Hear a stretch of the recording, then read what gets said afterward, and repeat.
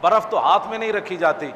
مولانا عبدالستار خان نیازی کو برفوں کے بلاکوں میں لٹا کر پھر پوچھتے تھے بتا اب تو نے ختم نبوت کی بات کرنی ہے؟ آپ فرماتے ہاں کرنی ہے،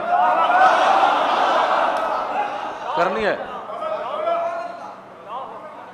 اور پھر مولانا بڑی استقامت کے ساتھ رہے اور پھانسی کے تختے پر جا پہنچے.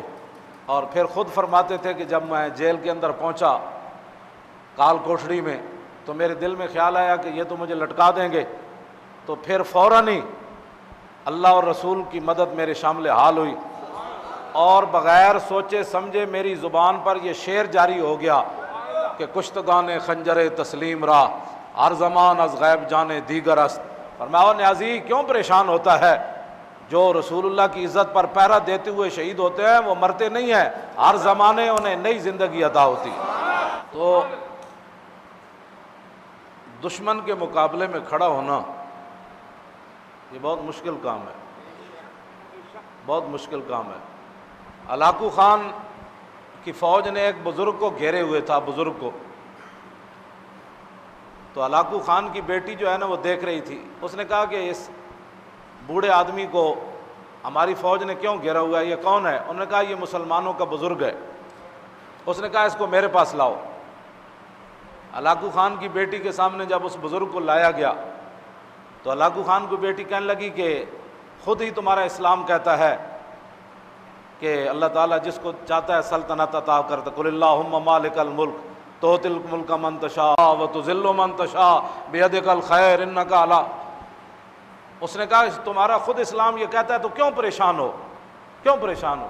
تم ذلیل تھے، اللہ نے ہمیں عزت دے دی، ہمیں بادشاہی دے دی، تم کیوں پریشان ہوتے ہو؟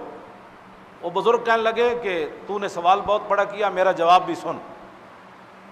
اس نے کہا کہ مالک نے بکریاں بھی رکھی ہوتی ہیں اور کتا بھی رکھا ہوتا ہے، تو یہ بتا کہ بکریوں کی قیمت زیادہ ہوتی ہے یا کتے کی؟ اس نے کہا کہ نہیں، بکریوں کی قیمت زیادہ ہوتی ہے. اس نے کہا اچھا بکری اگر ریوڑ سے علیحدہ ہو جائے تو پھر کیا ہوتا ہے؟ کہتا ہے پھر کتا اس کا تعاقب کرتا ہے اور اس کو گھیرتا ہے. اس نے کہا وہ کتا کب تک بکری سے لڑتا رہتا ہے؟ اس نے کہا جب تک وہ بکری گھیر گھار کے دوبارہ اپنے ریوڑ میں واپس نہ لائے. اس نے کہا کہ یہ حضور کی امت جنہوں نے کلمہ پڑھا ہے یہ ہیں حضور کی امت کے ریوڑ، بکریاں ہیں اور تم ہو کتے.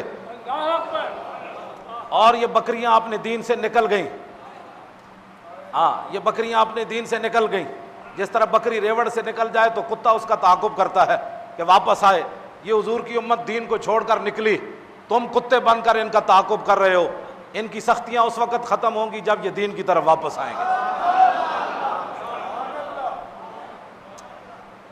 اس بزرگ کے جواب پر بھی لاکھوں سلام. ہاں یہ حضور کی امت ریوڑ سے نکل گئی، اسلام سے جب نکل گئی تو کتے ان کو پڑ گئے. کوئی چیچنیا میں پڑ گیا، کوئی بوسنیا میں پڑ گیا، کوئی عراق میں پڑ گیا، کوئی شام میں پڑ گیا، کوئی کشمیر میں پڑ گیا. ہاں جی یہ کتے پڑ گئے سارے. تو یہ بکریوں کی جان کب چھوٹے گی؟ جب یہ اپنے ریوڑ کی طرف، اسلام کی طرف واپس آئیں گے اور رسول اللہ کے دین کو سینے سے لگائیں گے. پھر کتا ان کو نہیں کاٹے گا، پھر کتا ان کو نہیں لڑے گا. تو کتے سے بچنے کا ایک ہی طریقہ ہے کہ یہ حضور کے دین کی طرف واپس آئیں.